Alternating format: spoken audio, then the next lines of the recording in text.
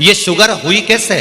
केवल कमाने के चक्कर में। ये बीपी हुआ कैसे? केवल कमाने के चक्कर में। कमाने में दिन भर रात की नींद चली गई, दिन का चैन चले गया। कमाना कमाना कमाना कमाना जोड़ने में ना रोटी भा रही है, ना नींद आ रही है, ना प्रेम से खा सक रहा है, ना समय पर। समय है भोजन करने का 10 बजे 11 बजे, तो भोजन कर रहा है 2 बजे। इतनी देर जो भूखा रहा है, गैप बना है, इससे शुगर गड़बड़ हो गई, इससे बीपी गड़बड़ हो गया। क्योंकि कमाने में इतना तत्पर हो गया कि तू अपने आप को भूल गया।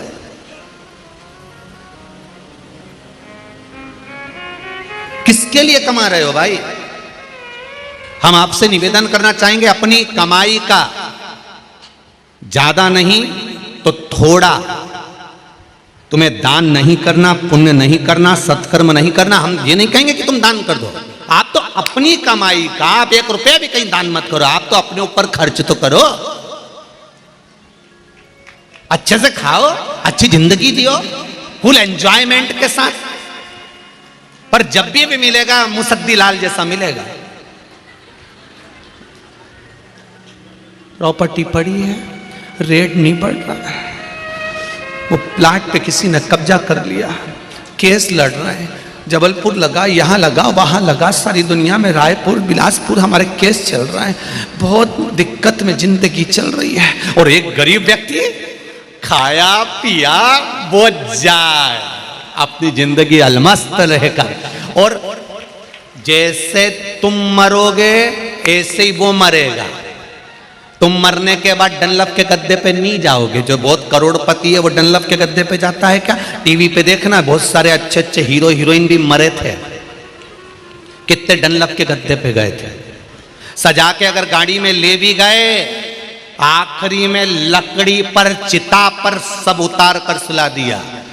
जन्म और मृत्यु एक जैसी होती है। जन्म के समय पर भी कुछ नहीं और मरने पर भी कुछ नहीं। तुम करोड़ों कमा लोगे तो भी डनलप के गद्दे पर नहीं जाओगे।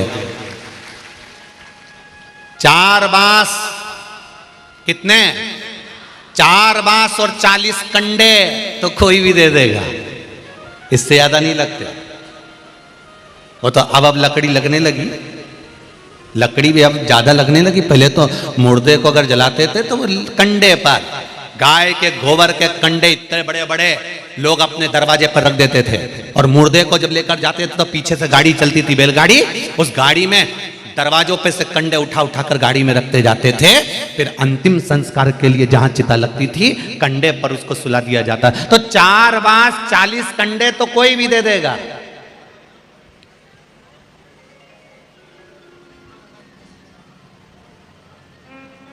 अभी कोरोना में मरे उनको कौन देने आया था? कौन सा रिश्तेदार गया था? कौन सा बेटा बेटी गए? कौन से कुटुंब वाले गए? कौन से रिश्तेदार गए? किसी को फोन लगा देते तो वो कह देता भैया मैं तो नहीं जाऊं। कौन गया देने? तो धन को मूल मत समझो। सुख की जिंदगी क्या है तुम्हारी? आनंद का जीवन क्या है तुम्हारा? आज इतने लोग कथा में आए हो, लाखों लोग आप लोग शिव महापुराण की कथा को सुन रहे हो, टीवी पर सुन रहे हो, मोबाइल पर सुन रहे हो, और इस पंडाल में बैठकर कथा का तत्व ग्रहण कर रहे हो। मेरा इतना सा निवेदन है, आप सबको देखकर मुझे बड़ी खुशी होती है कि आप अपनी जिंदगी का सही एंजॉय कर रहे हो। आप अपनी जिंदगी का सही एंजॉय कर रहे हो। समय निकाला, भगवान के पास पहुंच गए। कथा छूटेगी, 7 दिन बाद अपने काम में वापस लग जाओगे। फिर कभी मौका मिल गया कथा सुन लेंगे, फ्री टाइम मिल गया मोबाइल पे सुन लेंगे, नहीं तो चैनल पर सुन लेंगे। दिन में समय नहीं मिला रात में सुन लेंगे। आप अपने जीवन का फुल एंजॉयमेंट कर रहे हो, आप अपने जीवन को सही जी रहे हो। मन करता है शंकर जी के मंदिर चले जाते हो, मन करता है लोटा उठा के शिव जी के मंदिर पहुंच जाते हो, मन करता है पशुपति व्रत कर लेते हो, मन करता है सोमवार के व्रत कर लेते हो, मन करता है संकट सोमवार के व्रत कर लेते हो। तुम्हारे दिल से तुम कर पा रहे हो, तुम्हारी चित्त वृत्ति से तुम कर पा रहे हो, तुम्हारे हृदय से तुम कर पा रहे हो।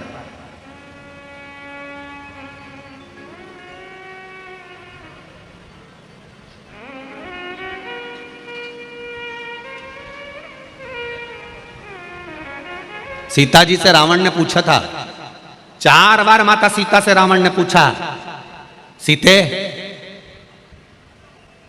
हे सीते, मेरी नगरी में कमी क्या है? सोने का राजमहल है, सोने के पर्णकोटे हैं, खाने के लिए तेरे लिए तू बोल किस चीज की कमी है, मैं सब लाके रख देता हूं तेरे आगे। बोल सीते, क्या चाहिए तुझको?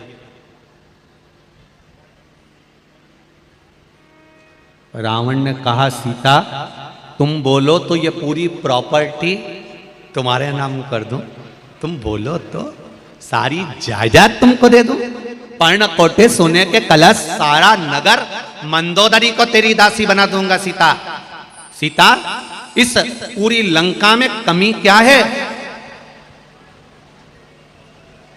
इस पूरी लंका में कमी क्या है? सीता जी कहती हैं, यहां एक कमी है। क्या? यहां मेरा राम नहीं है।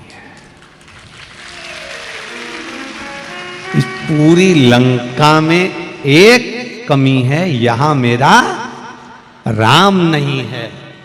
शिव महापुराण की कथा कहती है, इस पूरी लंका में ये शरीर लंका से कम नहीं है, जैसे लंका जली थी ऐसे ये भी जलेगा। सीता जी कह रही है, इस पूरी लंका में एक कमी है कि राम नहीं है। इस पूरे शरीर में अगर राम नहीं है, शिव नहीं है, कृष्ण नहीं है, तो ये लंका किसी काम की नहीं है, आग लग जाए तो। किस काम की ये लंका? इसका महत्व क्या है? ना राम नाम लीनो तूने भरी जवानी में, तू डूब के मर जा रे चुल्लू भर पानी में। कभी कभी सोचने में आता है, इतने से चुल्लू के पानी में इतना बड़ा मनुष्य डूब के मरेगा कैसे रे? है? इसको तो अच्छा बढ़िया तालाब चाहिए, तब जाके तो डूबेगा, या कुएं में पानी चाहिए तब डूबेगा। पर कहावत लिखने वालों ने लिख दिया, तू डूब के मर जा रे चुल्लू भर पानी। अरे तू तो चुप रहे दीनानाथ, तुम गावरी जी जियो, जरा डूब के मर जा रे। हाँ अब ठीक है। अब उसमें लिखा कि चुल्लू भर पानी में डूब के मर जा। इतना बड़ा मनुष्य चुल्लू भर पानी में कब डूब के मरेगा? तो कहा, जो भगवान का भजन नहीं करता, जो मनुष्य शरीर पाने के बाद भी भगवान की भक्ति नहीं करता, जो मनुष्य शरीर पाने के बाद भी भगवान के द्वार नहीं जाता, जो मनुष्य शरीर पाने के बाद भी राम और कृष्ण नाम नहीं गाता, जो मनुष्य शरीर पाने के बाद भी शंकर को एक लोटा जल नहीं चढ़ाता, जो मनुष्य देह पाने के बाद भी कभी सत्संग नहीं करता, मनुष्य मनुष्य नहीं होता, वो कीड़ा होता है, और कीड़ा चुल्लू भर पानी में डूब के मर सकता है। उसका अगला जन्म कीड़े का होता है। अच्छा, कीड़े भी वैरायटी के होते हैं, ऐसा नहीं है कि कीड़ों में भी क्वालिटी नहीं होती, होती है। कुत्ता मर गया, उसके पास बदबू आ रही है, तुम लोग मुंह पे कपड़ा बांध के जाना और एक डंडी से हिला के देखना, वहां छोटे छोटे कीड़े पड़े होंगे। ये कौन से कीड़े हैं? कौन से कीड़े हैं? जिन्होंने कभी भगवान का नाम नहीं लिया और 24 घंटे भगवान की निंदा में लगे रहे, तो मरे हुए कुत्ते के पास में जो कीड़ा पैदा होता है, ये उस क्वालिटी का। अब एक चूहे के पास, तुम्हारे यहां कभी चूहा मरा हो? मरा मरा ना, और सड़ गया और बहुत भयंकर हाल हो गए, और उसके पास में एक सफेद कलर की इल्ली हो जाती है। देखिए,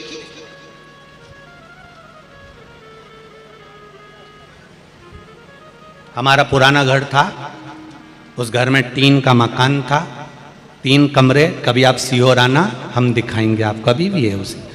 3 कमरे, उस 3 कमरे में छोटा छोटा कमरा, उस कमरे में बहुत सारा सामान पड़ा है। अब मिट्टी का मकान, मिट्टी का घर, तो ऊंदरा तो बहुत चूहा। अब कहीं मरीज जाए, मर गया तो बदबू भी घनी आए, और उसी समय मेहमान आ जाए तो बड़े दिक्कत दुख होता है। एक तो मेहमान नहीं आते थे उस समय पर, और आ गए तो बड़ी से सोच में पड़ जाए। तो हमारी अम्मा हमसे कहती, चूहा ढूंढो ढूंढो।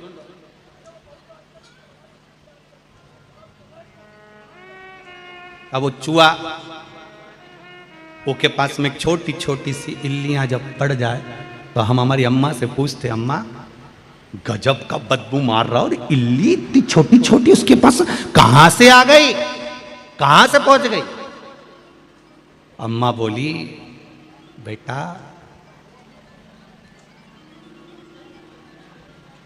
किसी का पैसा कोई ले लेता है ना और चुकाता नहीं है, जब वो मर जाता है ना चूहा, पैसा खा के मर गया, तब जिसका भी पैसा रहता है ना वो ऐसा इल्ली बन के उसको नोच नोच के खाता है, उसको निकाल निकाल कर खाता।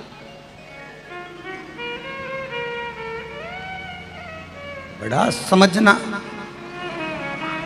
भगवान से कहना भगवान कृपा करना, कोई हमारा खा गया चल जाएगा, पर भगवान ऐसी बुद्धि मत देना कि हम किसी का खाएं। हमको धन देना ऐसा देना कोई खा गया चल जाएगा, पर ऐसी बुद्धि मत देना कि मुझे इसका खाकर मरना है, मुझे इसका खाकर जाना है। 1 रुपया भी किसी का नहीं खाऊं, जब यहां से जाऊं अलमस्त होकर जाऊं। एक कथा आती है ना, एक चोर चोरी करने सेठ जी के यहाँ गया, सेठ जी के यहाँ गया तो सेठ जी ने देखा कि सेठ जी के यहाँ बहुत धन था, चोर ने सोचा इसके यहाँ का पूरा माल चुरा लेना, चाहे कुछ भी हो जाए। पर सेठ जी बड़ा ईमानदार था, सेठ जी हमेशा जिसको भी उधार देता था ना तो कह देता था ये जन्म में दोगे कि अगले जन्म में दोगे। अब जो चतुर होता था वो कहता था हम इसी जन्म में देंगे, जिसकी खाने की नियत होती थी वो कह देता था हम अरे बोलो तो अगले जन्म में देंगे। अब चोर ने सोचा पैसा तो लेना है, तो सेठ जी के पास गया, सेठ जी सेठ जी, सेठ जी ने बोला बोलो मेरी बेटी का ब्याह है सेठ जी, ले लो पैसा, कितना चाहिए? 20,000 रुपये, ले जाओ, ये जन्म में दोगे कि अगले जन्म में दोगे? उसने कह दिया अगले जन्म में देंगे। सेठ जी ने कहा लीजिए 20,000 दे दिए।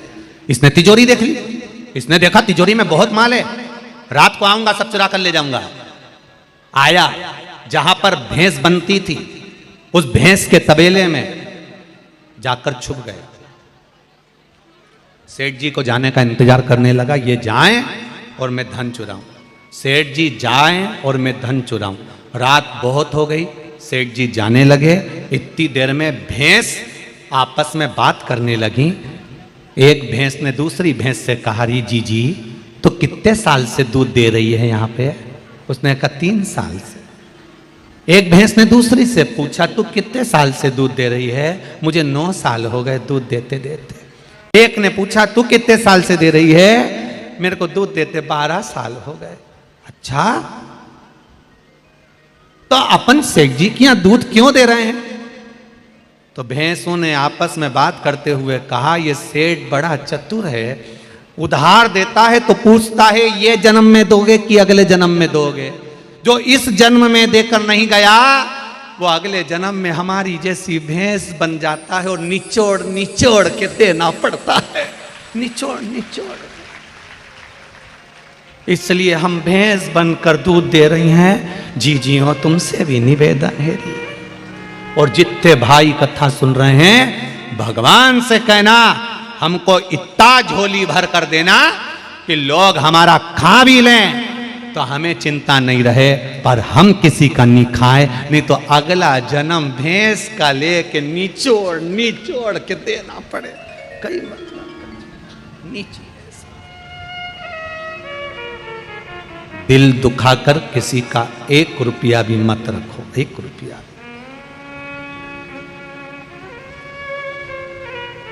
सुखी नहीं हो सकते, आनंद की लहर नहीं आ सकती, खुश नहीं हो सकते। जितनी मस्ती की जिंदगी आज जी रहे हो ना, ऐसी जिंदगी नहीं जी सकते। बहुत प्रसन्नता का जीवन है अपना।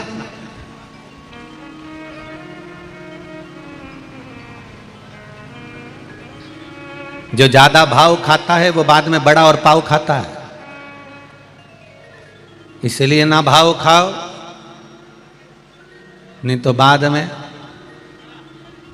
बड़ा और पाव खाओ। क्या मतलब? खुश जिंदगी जियो, अलमस्त होकर जीवन जियो। श्रावण के महीने का चौथा सोमवार की कथा है, आज विराम की कथा है। इस कथा से जितने लोग आस्था चैनल पर, जितने लोग फेसबुक यूट्यूब पर सुन रहे हैं, जितने लोग इस भाटापारा की भूमि पर सुन रहे हैं, अपनी जिंदगी को मस्त जीने का प्रयास करो, एकदम अलमस्त। और लंका सुनी मत रखो राम के बिना, शरीर सुना मत रखो भगवान के बिना। इसको भगवत भजन में डुबाइए, इसको स्मरण में डुबाइए।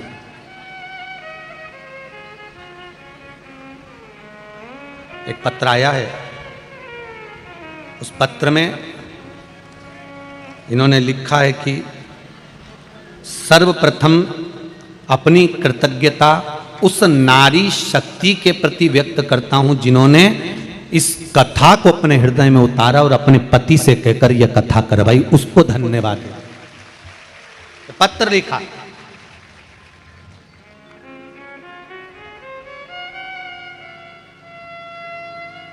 एलईडी बंद पड़ी है, एलईडी चालू करिए। कृतज्ञता। हमने कल भी कहा था, परसों भी कहा था कि बहुत बहुत साधु बात है शर्मा परिवार की बहुओं को, जिनके मन में इतना सुंदर भाव आया और उन्होंने इस कथा को अपने जीवन में आनंद के लिए करवाया। आप भी भोलेनाथ जी से कहकर जाना, श्रावण का सोमवार है आज चौथा, भगवान से प्रार्थना कर कर जाना, बाबा खुशियों से ऐसी झोली भर देना, ऐसी संपदा देना, ऐसा धन देना कि जिंदगी में एक बार हम भी शिव महापुराण की कथा जरूर करवाएं, ऐसी कृपा कर दे। भगवान से कहकर जाना।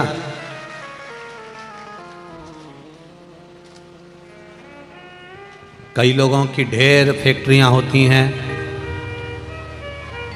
कहने वाले कहते हैं इनकी 4 फैक्ट्री, इनकी 10 फैक्ट्री हैं, इनकी 25 फैक्ट्री हैं, इनकी 4 मील चल रही हैं, इनके पास में इतनी एकड़ जमीन है, इनके पास में इतनी बड़ी जमीन जायदाद है, इनके पास में यह काम है, यह व्यापार है, यह व्यवसाय है, इतना वैभव है, इतना धन है। हम उनसे कहना चाहेंगे धन और वैभव तब सुंदर लगता है जब उस धन वैभव के साथ में भगवान का भजन होता रहे, कीर्तन होता रहे तो अच्छा लगता। इतना वैभव तो एक वैश्या भी जोड़ लेती है, उसके पास में कौन सा कमी रहती है धन की? उसके पास में किस चीज की कमी है? वो चुटकी बजाए तो उसके जितने भी चाहने वाले हैं दौड़ कराकर बोल दे कि इसको मार दे तो उसको मार दे, वो चुटकी बजाए, अटैचियां भर भर कर लोग धन लेकर जाए। वेश्या के पास में किस चीज की कमी है? वो अपनी सुंदरता का जलवा फैलाए तो धन एकत्रित हो जाए। तो तुम्हारी फैक्ट्री, तुम्हारी जायदाद, तुम्हारी संपदा, तुम्हारी दौलत, तुम्हारी जमीन जायदाद, तुम्हारी फैक्ट्रियां शोभावान जब तक नहीं है, जब तक कि उसमें भजन नहीं है। उसकी शोभा तब होगी जब आप अपनी जिंदगी का कुछ समय परमात्मा को देना प्रारंभ करोगे, एक लोटा जल चढ़ाना प्रारंभ करोगे, भगवत भजन चालू करोगे। एलईडी चालू करिए, पीछे की एलईडी चालू नहीं है, हो रही है। शंकर कृपा कर, शिव तत्व की ओर चलिए, थोड़ा भजन की ओर चलिए, थोड़ा कीर्तन की ओर चलिए, थोड़ा मंत्र जाप की ओर चलिए। कुछ नहीं बनता तो अपने हृदय से या तो पंचाक्षर नमः शिवाय, षडाक्षर ओम नमः शिवाय, या फिर श्री शिवाय नमस्तुभ्यम मंत्र का जाप दिल से स्मरण करो, उसको दिल से रिझाओ, दिल से पूछो, उसको देगा। अपने जीवन को खुश होकर जी। तारकासुर को मारना है, उसका कर्म उसने करा है, अपना कर्म अपने को करना है। मां शंकर भगवान उसके हृदय में बैठे हैं, हम उसको मारेंगे तो श्रेष्ठ होगा। माता पार्वती जी ने कहा संसार में जितने मनुष्य जन्म लेते हैं, संसार में जो जन्म लेता है, मृत्यु लोक में जिसका जन्म हुआ है, माता के गर्भ से जो पैदा हुआ है, उसके साथ शंकर भगवान जन्म के समय से लेकर मृत्यु के समय तक हर पल, हर घड़ी, हर क्षण रहते हैं। केवल भजन के माध्यम से हम उसको प्रकट कर लेते हैं। भजन के माध्यम से हम उसको प्रकट कर लेते हैं, भजन के माध्यम से हम उसको सामने ले आते हैं।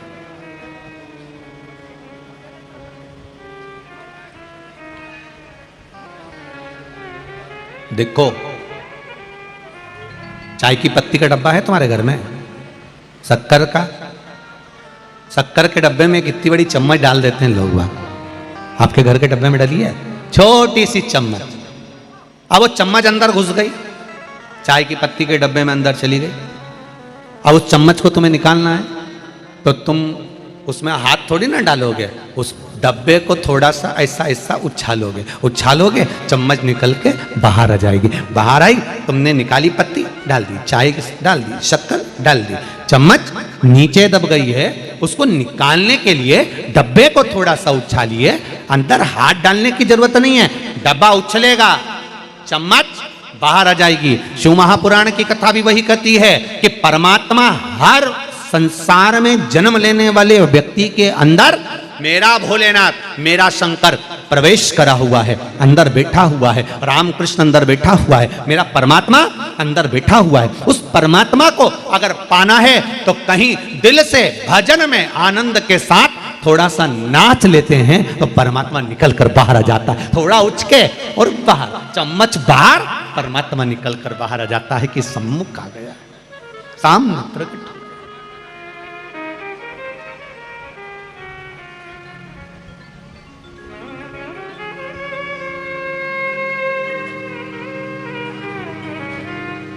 बड़ी मुश्किल से वो हमको प्राप्त होता है। 5 रुपए के 4 रिंग, 5 रुपए के 4 रिंग। पहले नवरात्रि में मेला लगता था जब हम छोटे छोटे थे, तुम भी, तुम्हारे यहाँ भी लगता होगा नवरात्रि में। एक तखत लगता था, तखत पे साबुन, पाउडर का डब्बा, लिपस्टिक, चूड़ी, नहाने का साबुन, कपड़ा धोने का साबुन, पाउडर का डब्बा, इसे दूर दूर रख देते हैं। और वो माइक पे चिल्लाता, 5 रुपए के 4 रिंग, 5 रुपए के 4 रिंग। वो हाथ में रिंग पहने रहता है लकड़ी के। 5 रुपए के 4 रिंग, 5। बोलो किस किसने देखा है? देखा सबने? रख लो, फिर तो अपन एक ही वेराइटी के रख लो। 5 रुपए के 4 रिंग, 5 रुपए के 4 रिंग। और 5 रुपए के 4 रिंग अपन लेते हैं, और लेने के बाद फिर अपन धीरे से एक रिंग, जो रिंग जिस चीज में आ जाएगा वो चीज उसकी, और रिंग फेंकते, फेंका। किसी किसी का तो पहले में ही आ जाए रे पाउडर का डब्बा, और किसी किसी का तो तीसरा रिंग भी पूरा हो जाए तो नहीं आए, और किसी का चौथे में आ जाए, और किसी किसी का तो चारों निकल जाएं और रिंग में वो पाउडर आया ना, लिपस्टिक आई ना, साबुन आया। बस 5 रुपए के 4 रिंग, पंचम इंद्रियों के ये 4 रिंग हैं। बचपन, जवानी, अधेड़ी और बुढ़ापा, भगवान ने 4 रिंग दिए हैं। ये भगवान को भजन के माध्यम से, कीर्तन के माध्यम से, चाहे तो बचपन में भगवान को अपना बना ले, चाहे तो जवानी में अपना बना ले, चाहे तो अधेड़ी में बना ले, चाहे तो बुढ़ापे में। 4 रिंग में एक रिंग भी फंस गया तो तू भगवान का हो गया। साबुन तेरा, पाउडर का डब्बा तेरा, लिपस्टिक तेरी, चूड़ी तेरी, बस एक रिंग फंसना चाहिए और 5 रुपए वसूल हो जाएंगे। बचपन में फंसा लो, रिंग फेंको। बचपन में जैसे प्रहलाद, ध्रुव, कर्मा, नामदेव, रामकृष्ण परमहंस, चैतन्य महाप्रभु, श्रीमद् वल्लभाचार्य जी बचपन में रिंग फेंके, भगवान फंस गया। नहीं बने तो जवानी में, तुकाराम, नरसिंह मेहता जवानी में रिंग फेंको, तब भी नहीं आया। अधेड़ी में मुक्ताबाई, कर्माबाई, तब भी नहीं आया। बुढ़ापे में फिर फेंका। साबुन पर रिंग पड़ गया, साबुन अपना हो गया। बचपन, जवानी, अधेड़ी और बुढ़ापा के 4 रिंग है। डालो भगवान अगर तुम्हारा हो गया तो 5 रुपए वसूल हो गए, अगर भगवान तुम्हारा हो गया तो ये मनुष्य की देह वसूल हो गई, नहीं तो ये 5 रुपए गए गए।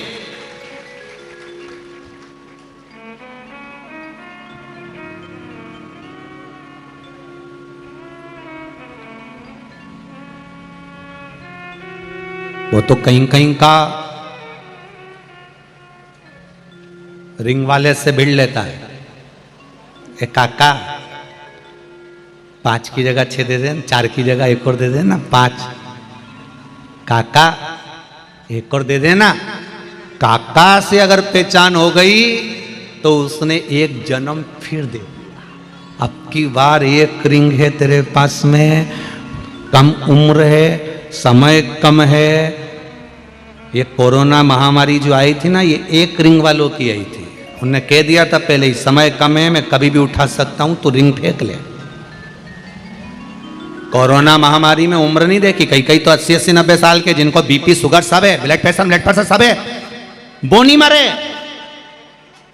और जिनको कुछ नहीं था, अच्छे चकाचक बढ़िया, ना शुगर ना बीपी ना कभी फेफड़े कमजोर, खूब कमा रिया था, खूब अलमस्त जिंदगी जी रहा था। कोरोना आया, 25 साल 28 साल 30 साल 40 साल 42 साल 45 साल निपट गया। अब वो चिंता में पड़े। हमारे पति की पत्रिका दिखाई थी गुरुजी हमने, तो महाराज जी तो बोले थे बहुत लंबी उम्र है। गुरुजी लगता ही नहीं था ये तो चले जाएंगे, तो हम कैसे समझाएं। 5वां रिंग मांग कर लाया था तो भी नहीं डाल पाया, इसलिए निपट गया। उस रिंग को डाल लो, अभी भी मौका। जो मांग कर लेकर आए हो, मनुष्य के देह को, मानव के शरीर को 1 रिंग और मिला है।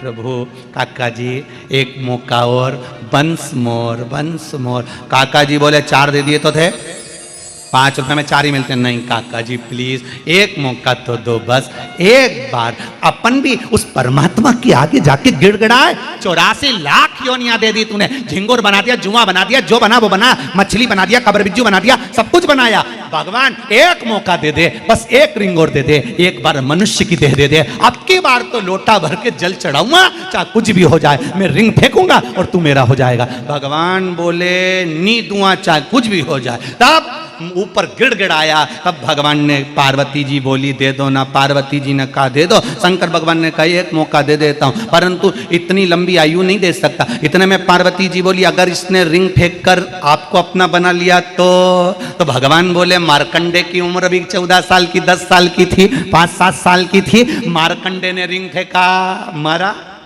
नहीं। जब मार्कंडे ने रिंग फेंक कर मुझे बना लिया तो वो नहीं मरा। अगर ये मौका है, इसने भगवान का भजन कर लिया, नहीं मरने दूंगा चाहे कोरोना आ जाए। और देखो इतने बैठे हो, कोरोना तुम्हारे मोहल्ले तक आ गया, कॉलोनी तक आ गया, पास में आ गया, मोहल्ले तक पहुंच गया, परिवार में आ गया, रिश्तेदारों में आ गया, थोड़ा तो तुम पर भी आ गया, तो भी तुम्हारा बाल बांका हुआ, क्योंकि रिंग फेंका था और उसमें तुमने परमात्मा को अपना लिया था। श्री शिवाय नमस्ते। शिव को अपना बना।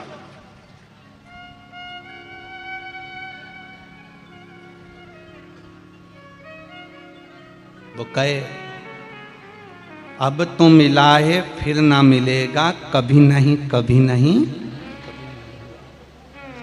मानव दे अनमोल रे, माटी में ना रोए। अब तो मिला है फिर ना मिलेगा, कभी नहीं कभी नहीं। ये मिल गया, फिर मिला ना मिला।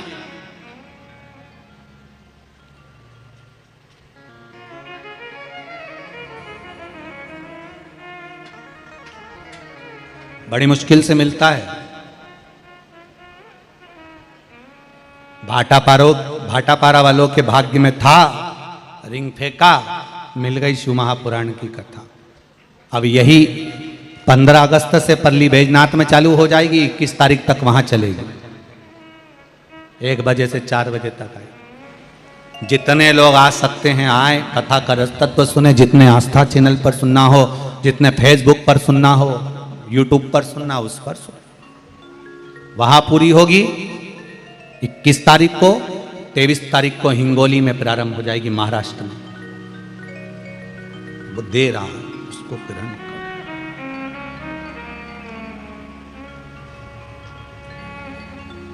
कल एक व्यक्ति ने प्रश्न किया था, गुरुजी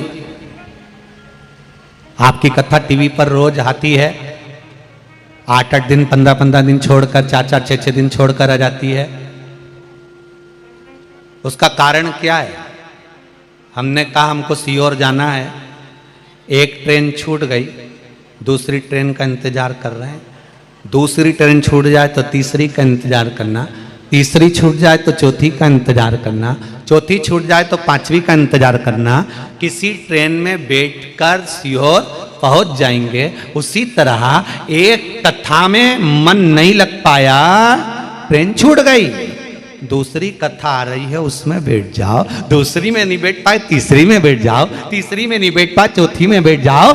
बैठोगे, चित्त लगाओगे, दिल परमात्मा से लगाओगे तो मंजिल तक पहुंच जाओगे, ये निश्चित है। उसके पास पहुंचने का साधन एक ही है, सत्संग, भजन, कीर्तन, स्मरण, मंत्र जाप।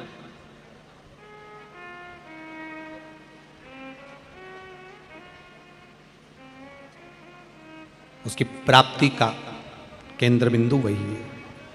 बस उसको प्राप्त करने का साधन शिव तत्व ही है, शंकर।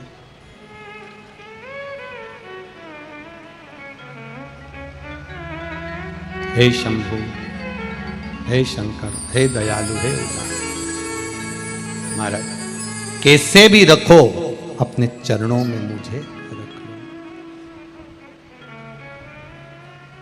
मुझे डमरू बना लो भोलेनाथ, मान लो बात मेरी। हे शंभु, आपके पास रहूं चाहे कैसे भी रहूं,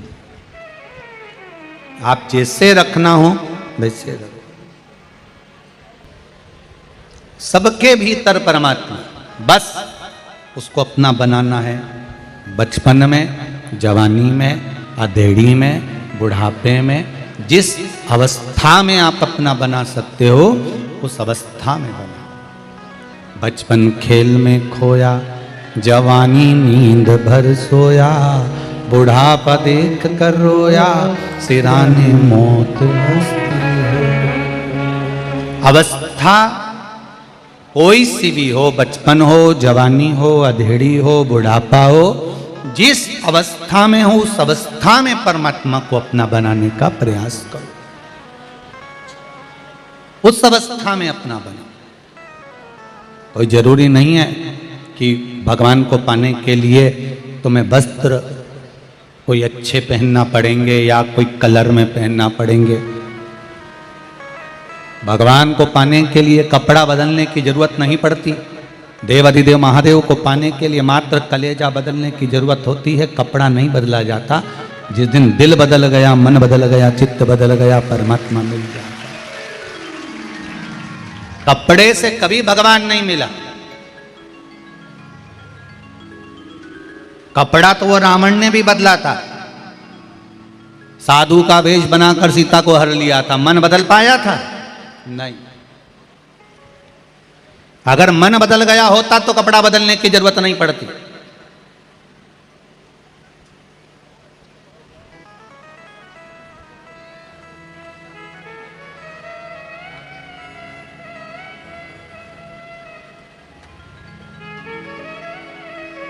दिखावा मत करो। परमात्मा को पाने के लिए दिखावे की जरूरत नहीं पड़ती, उसको दिखावा नहीं चाहिए। हमसे भी लोग कहते हैं संत जैसा भाव रहना चाहिए, इतने अच्छे अच्छे रुपट्टे क्यों पहनते हो?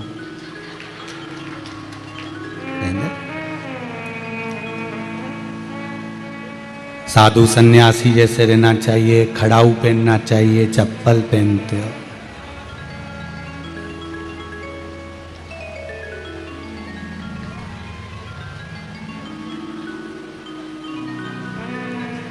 दिखावा नहीं आता, जैसे हैं वैसे ही रहेंगे। और आपसे भी निवेदन है, दिखावा मत करना। रावण ने बहुत दिखावा करा था, सीता जी को हरने गया, साधु का वेश धर के, कपड़ा चेंज करके, अलग जगा रहा, मां पहचान नहीं पाई। माता सीता क्या पहचाने, जिनके घर में पिताजी जनक जी महाराज कहते हैं कि हमारे यहाँ संत आए, साधु आए, सन्यासी आए, तपस्वी आए, साधक आए, उपासक आए, उसको भिक्षा दीजिए, उसको प्रणाम करिए, उसको नमन करिए, उसके चरणों को भी निवेदन करिए, उसको दंडवत करिए। ये हमारे घर की बेटियों को, हमारे घर के बच्चों को माता पिता सिखाते हैं कि घर में आए संतों का सम्मान करिए। और घर के माता पिता को ये थोड़ी ना मालूम था कि ये कपटी, ये कामी, अहंकारी, लंका का राजा रावण कपड़े चेंज कर कर साधु का वेश रख कर आ जाएगा। कितना सिखाया है रामचरितमानस ने। कामी, लोभी, अहंकारी रावण साधु का वेश रख कर जा रहा है, और जो साधु था, संत था, जो साधु के वेश में था, वो हिरण सोने का बन के जा रहा है। बोलो देखो जरा रामचरितमानस, कितनी विचित्र बात। रामायण कहती है दिखावा नहीं करना, जैसे हो वैसे रहो, दिल से भगवान को भजो, दिखावे से नहीं।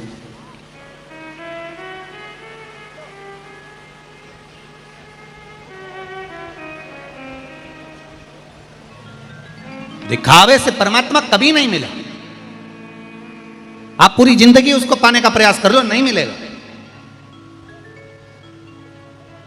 प्रहलाद जी के पास में दिखावा नहीं था, ध्रुव जी के पास दिखावा नहीं था, मीराबाई के पास में दिखावा नहीं था, कर्माबाई के पास में दिखावा नहीं था। खिचड़ी बनाती थी, भगवान को आवाज लगा देती थी, सुबेरे से नहाई नी नहाई, मुंडा धोया नी धोया। कर्माबाई ने खिचड़ी बनाई और आवाज लगाई, आओ प्रभु पाओ। भगवान जगन्नाथ दौड़ कर आ जाते और खिचड़ी खाकर चले जाते। एक संत ने आकर कर्माबाई को कह दिया, तू बिना नहाए धोए भगवान को भोग लगाती है, तेरे बराबर संसार में कोई पापी नहीं होगा। कर्माबाई ने पूछा, गुरुजी कैसे भोग लगाना चाहिए? पहले शौचादिक कर्म करो, स्नान करो, स्नान कर कर फिर संध्या करो, संध्या पूजन करने के बाद फिर भगवान का भोजन बनाओ, फिर भगवान को भोग लगाओ। कर्माबाई ने आज वही करा, सुबह से लगी है, स्नान आदि करने के बाद, पूजन संध्या करने के बाद भगवान की खिचड़ी बनाई। भगवान जगन्नाथ जी 4 बार कर्माबाई